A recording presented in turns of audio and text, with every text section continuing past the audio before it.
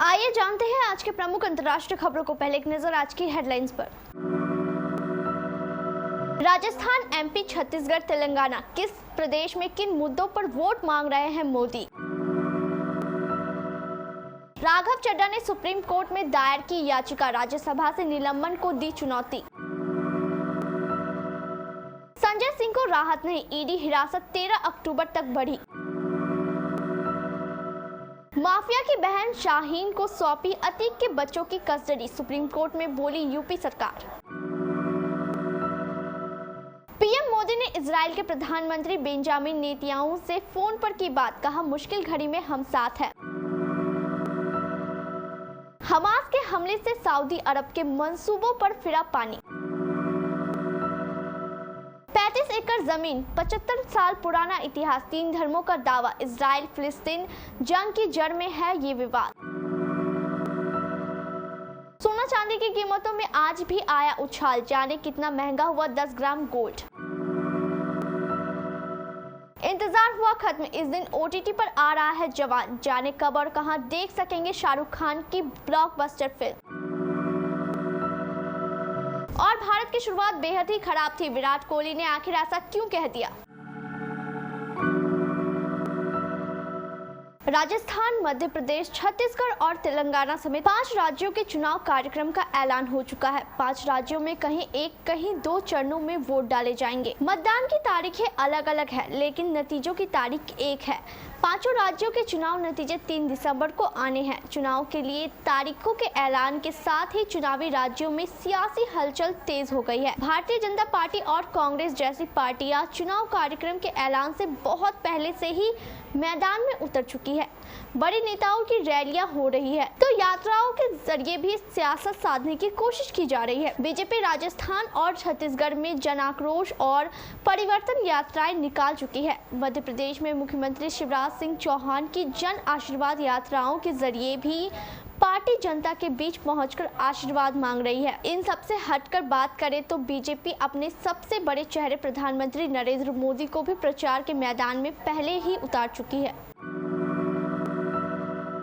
राज्यसभा से निलंबित आम आदमी पार्टी के सांसद राघव चड्ढा ने सुप्रीम कोर्ट में अर्जी दाखिल कर अपने निलंबन को सुप्रीम कोर्ट में चुनौती दी है। अगस्त महीने में संसद सत्र के दौरान 11 अगस्त को राघव चड्ढा को दिल्ली सेवा विधेयक को लेकर 5 सांसदों के फर्जी हस्ताक्षर के आरोप में राज्यसभा से निलंबित किया गया है। इस बाबत विशेषाधिकार समिति की रिपोर्ट आने तक राघव चड्ढा राज्यसभा से निलंबित रहेंगे। इससे पहले आप सांसद संजय सिंह को भी हंगामा करने और बार-बार चेतावनी के बावजूद अनुशासन में नहीं आने पर सभापति ने निलंबित कर दिया था। संजय सिंह के निलंबन की अवधि को भी बढ़ा दिया गया है। दिल्ली की शराब नीति में घोटाले के मामले में गिरफ्तार आप सांसद संजय सिंह को राहत नहीं मिली है। राउज एवेन्यू कोर्ट ने उनको 13 अक्टूबर तक के लिए ईडी की हिरासत में भेज दिया है। ईडी ने संजय सिंह की 5 दिन की रिमांड मांगी थी, लेकिन कोर्ट ने 3 दिन की रिमांड दी है। ईडी ने कोर्ट में बताया कि संजय सिंह ने घूस मांगी थी, लेकिन पेमेंट नहीं हुआ था। ईडी ने कोर्ट से संजय सिंह की रिमांड मांगते हुए दावा किया है कि वे जांच में सहयोग नहीं कर रहे हैं। यहाँ तक कि कॉल डेटा रिकॉर्ड और पुराना फोन भी रिकवर नहीं है।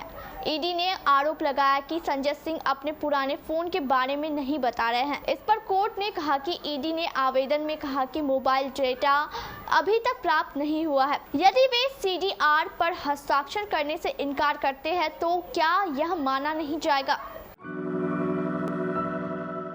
सुप्रीम कोर्ट ने बाहुबली अतीक अहमद के 2 नाबालिग बच्चों की कस्टडी से जुड़े मामलों का मंगलवार को निपटारा कर दिया। अतीक की बहन शाहीन ने बाल सुधार गृह में रह रहे दोनों बच्चों की कस्टडी मांगते हुए याचिका दाखिल की थी।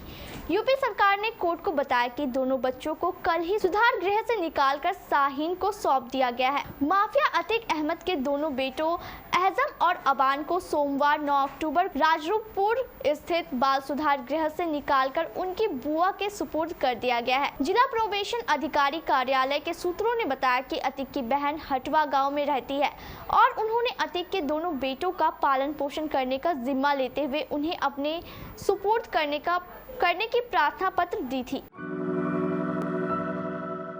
हमास के के किए गए रॉकेट हमले के बाद जारी जंग के बीच प्रधानमंत्री नरेंद्र मोदी ने इजराइल के प्रधानमंत्री बेंजामिन नेतन्याहू से फोन पर मंगलवार को बात की। पीएम मोदी ने बताया कि नेतन्याहू ने फोन किया था और मैंने इस दौरान उनसे कहा कि मुश्किल समय में हम आपके साथ हैं। पीएम मोदी ने सोशल मीडिया एक्स पर पोस्ट कर लिखा, मैं प्रधानमंत्री नेतन्याहू को फोन करके मुझे स्थिति पर अपडेट देने के लिए धन्यवाद देता हूं। भारत के लोग इस मुश्किल घड़ी में इजराइल के साथ मजबूती से खड़े हैं। भारत आतंकवाद के सभी रूपों की कड़ी निंदा करता है। हमास ने शनिवार तड़के इजराइल पर अचानक बड़ा हमला कर दिया, जिससे मध्य पूर्व में तनाव चरम पर है।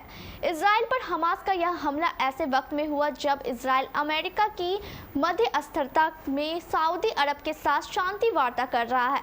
हमास के हमले की टाइमिंग को लेकर पूर्व अमेरिकी खुफिया और सैन्य अधिकारियों ने कहा कि हमास के हमले का मुख्य उद्देश्य इजराइल और सऊदी अरब के बीच बातचीत में रुकावट पैदा करना था, क्योंकि सऊदी इजराइल के साथ संबंधों को सामान्य करने के एकदम पास खड़ा था।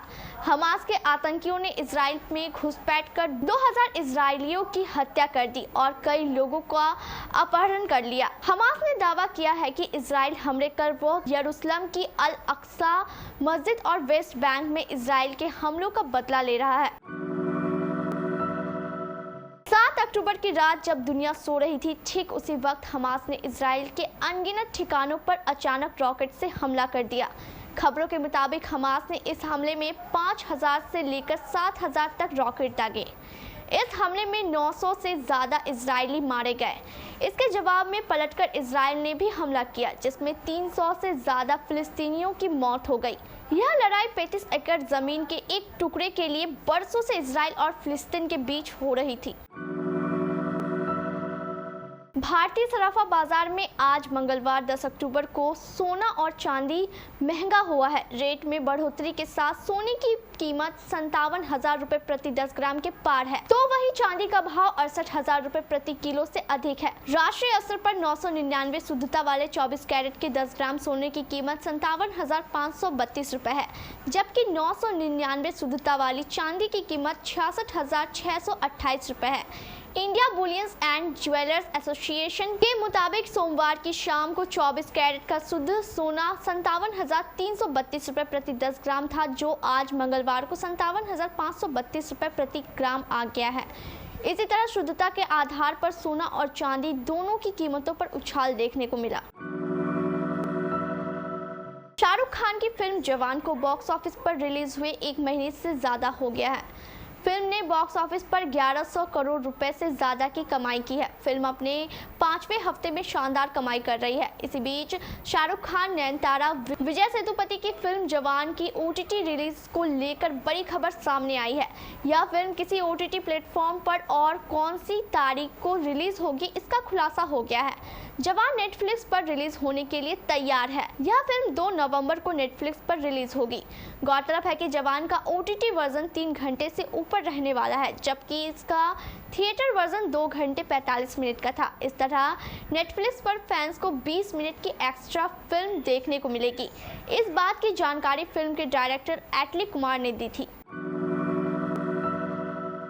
वर्ल्ड कप में टीम इंडिया ने अपना अभियान भले ही जीत के साथ किया, लेकिन विराट कोहली खुश नहीं है। विराट कोहली ने 85 रन की मैच विनिंग पारी खेलने के बाद खुश नहीं होने की वजह को बयां किया। विराट कोहली ने KL राहुल के साथ बात करते हुए कहा कि भारत की शुरुआत बेहद ही खराब थी। BCCI की ओर से विराट कोहली और राहुल की बातचीत का वीडियो जारी किया गया है।